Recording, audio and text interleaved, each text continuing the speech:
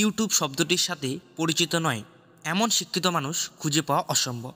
কারণ video upload ও প্লের জন্য বিশ্বের সেরা সাইট ইউটিউব। প্রতিদিন কোটি কোটি দর্শক বিশ্বের বিভিন্ন দেশ থেকে ইউটিউবে ভিডিও আপলোড করে থাকেন। তবে আপনি কি জানেন বাংলাদেশে কিভাবে ইউটিউবের যাত্রা শুরু হয়েছে এবং এর প্রতিষ্ঠাতা একজন বাঙালি? জানলে অবাক হবেন। চলুন এই ভিডিওটিতে সম্পূর্ণ তথ্য জানার চেষ্টা করি।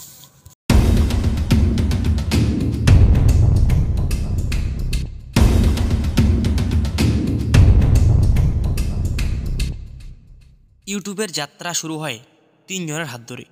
তাদের মধ্যে একজন হলেন বাংলাদেশি বংশোদ্ভূত জাভেদ করিম।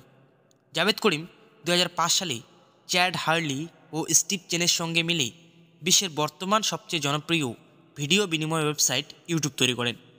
2005 সালে অনলাইন ব্যাংকিং প্রতিষ্ঠান পেপ্যালে কর্মরত অবস্থায় তারা তিনজন ইউটিউব তৈরির পরিকল্পনা করেন।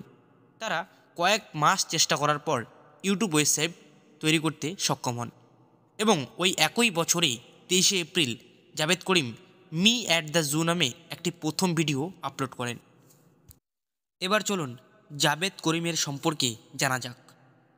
জাভেদ করিম 1979 সালে পূর্ব জার্মানির মেরসেবার্গে জন্মগ্রহণ করেন।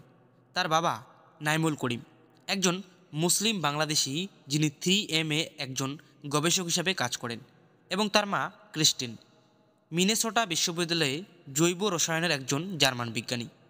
তিনি 1981 সালে তার পরিবারের সাথে পুরনো পশ্চিম জার্মানি সীমান্তে অতিক্রম করেন এবং পশ্চিম জার্মানিতে বেড়ে ওঠেন। তারপর তিনি তার পরিবারের সাথে 1992 সালে সেন্ট পল, মিনেসোটাতে চলে আসেন। ইলিনয় বিশ্ববিদ্যালয়ে কম্পিউটার সায়েন্স বিভাগে অধ্যয়নরত অবস্থায় তিনি পেপ্যালের একজন প্রাথমিক কর্মচারী হওয়ার জন্য স্নাতক হওয়ার আগেই চলে যাওয়ার সিদ্ধান্ত নিয়েছে।